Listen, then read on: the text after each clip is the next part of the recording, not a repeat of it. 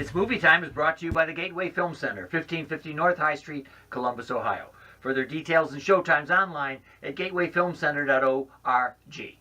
It's Movie Time is produced by John DeSando. Listen to shows and read reviews on WCBE.org. I'm John DeSando. And I'm Kevin Carr. And this is It's Movie Time. All right, Kev. Yeah. Now, because we're a little bit late on these two movies, I thought we'd do them together. Sure. Also, there's something that can tie them together. We got two very strong women here. That's right. Scarlett Johansson, Ghost in the Shell. Yeah. Jessica Chastain, Zookeeper's wife. Yeah, which one do you want to start with? Well, let's start with my favorite of the two. Jessica. Well, actually, she is the classier of the two. Well, the blockbuster. We'll begin with Ghost in the Shell. Yeah, we can do that one. Now, it's of course based on a anime from 1995. Okay. Which in turn was based on a manga. Or manga. I don't know how to say it. Oh, I was just doing that with Johnny, and I call it manja. Manja, yeah, manga. No, he says manga or something. Yeah, but it's just essentially it's a graphic novel. It's a Japanese graphic novel. So it's 20 years old. The story's 20 years old, and there's stuff in the original anime which I've seen. I've not read the book, but in the original anime, there's stuff that was so innovative back in 1995 that, now I wouldn't. It's not that it's not sci-fi or tech, but it's something we've seen a lot before. I mean, this was Ghost in the Shell was seminal to a lot of cyberpunk and science fiction. Like The Matrix drew a lot from it. So there's stuff that maybe seems not as original now, 22 years later.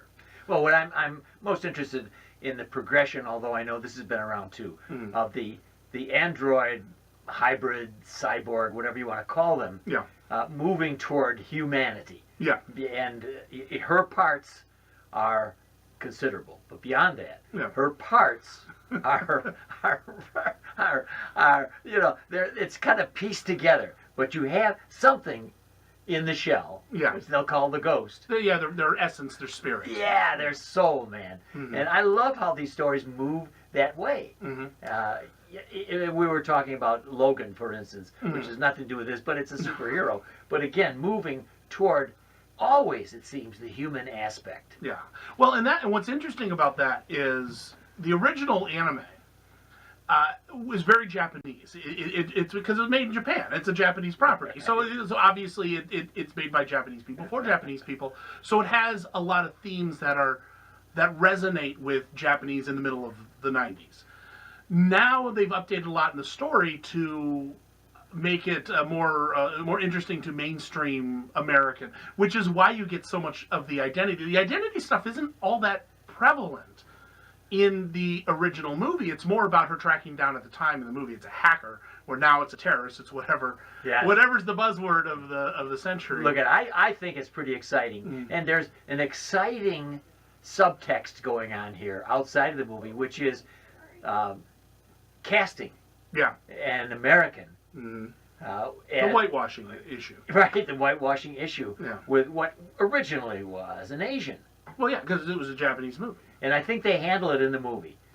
They address it, and that's the thing. I think there's, and what's funny is I know people who are critical of this whitewashing of putting Scarlett Johansson in a original Japanese role, and I know people found that even more offensive when there's a structural thing in the story that makes sense. Yes.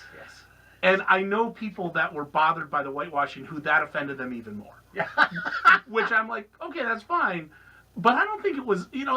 I think there's a difference between when there was that Cameron Crowe movie a couple years ago where Emma Stone played a native Hawaiian, which was absurd. It was ridiculous. I forget what the name of the movie was, but it was dumb. And it was so ridiculous because I look more Hawaiian than she does. I mean, and she's not. That's the other thing.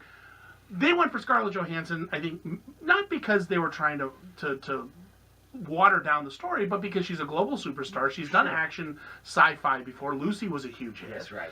Black Widow. Under the Skin, yeah. So she's done these kind of movies. Yeah.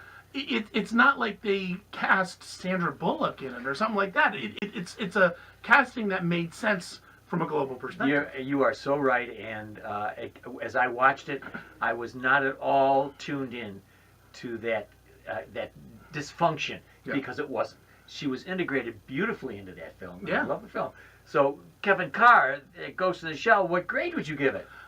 For its visuals and the adaptation of it, I'm going to give it a B. All right, and I'm going to give it a B plus. Okay. And I think we're both giving it a thumbs up. Yeah. On for entertainment. Yeah. And I think they do a great job. Now, in a completely different way, Jessica Chastain. Not a cyborg. Not at all a cyborg, but a lovely redhead who is playing the zookeeper's wife. Yes. Set in Nazi Germany. Well, set in Warsaw. In Warsaw. Mm-hmm. Yes, I'm sorry. Set in the Nazi Occupied. right? Yeah, Occupied in Warsaw. Yeah. In the zoo. Yeah. And Kevin, come on. Once again, more. Do we have enough of this? Well, and that's what I thought when did you say World War II movie? Have we not seen every story possible from World War II in the last 70-some years? There have been hundreds of movies. But what I thought about this, I thought the same thing about this as I did about Hacksaw Ridge. It's a story I'm not familiar with, and it's something that's what makes it interesting, and it's about everyday people rising to the occasion to save lives. Yeah. And I think that's just on the basis that makes it worth seeing because it's something different. And I mean, I'm not a historian, but I never knew about this. Yeah, right. And we've all heard about the Warsaw Ghetto, and we've heard about the Nazi army occupying, but I don't think we haven't. And for me, it's like a boy in the striped pajama. Okay. This is an angle that I never thought of. Yeah. How could a wife be next to an extermination camp and not know it when her husband is running the camp? I don't know, but it's possible that you could be so clueless. In this one, no clueless allowed here. Jessica Chastain is running the zoo along with her husband. She's being harassed by Daniel Bruhl, who does this Nazi harassing very well, as he did in Inglourious Basterds. He's good at playing a Nazi. He is. And what ends up happening, and you could write the script, is that she's helping Jews escape. Yeah, get out of the ghetto, and they use the zoo because the zoo doesn't work in Warsaw occupied Poland, so they use it as a livestock facility, but they hide Jews and get them through the ghetto. Yeah, which is fascinating. Again, it's a true story that, it's not as powerful and as sweeping as something like Schindler's List, but that's sort of the gold standard of these kind of movies. Yes. But I think it's a good performance by the actors involved. And a lot of the incendiary business of the concentration camps is not there. So if your sensibility is that I've seen enough of it, I don't want to see any more of that, you don't get that here. You do get the tension that naturally comes with the situation. Yeah. Well, and to that point, it's not that they ignore what happens. No. All the atrocities, all the war atrocities happen off screen. And they're happening, or something's going to happen. There's one particular scene in the middle with some soldiers in the camp. I won't go into it, but what's going to happen. You see an aftermath of it. You of course see the people being loaded onto the trains, and you know where they're going. But you don't have. It's not. This movie's not here to punish the audience. It's here to tell their story. In recollecting Christoph Waltz coming over the hill in Inglourious Basterds in the opening sequence, I think we have another memorable opening sequence here when she's riding her bicycle through the zoo, yelling to the animals, waking them up in the morning. Yeah. It's a beautiful lyrical scene, obviously contrasting with what's going to come. But it's a lovely image, and I find her performance very strong. And Kevin Carr, the name of the movie is The Zookeeper's Wife. What grade would you award it? I think I'm going to give this one a B as well. All right, good. And I'm going to give it an A- because I don't know why, but I really love the story, and because I give them so much credit for varying a common story. Anyway, this time of year, Kev, who would have thought? Yeah. We just offered our audience 2 solid movies. There's some good stuff coming out in the beginning of 2017. All right, good luck for you. We have the summer coming. Yes.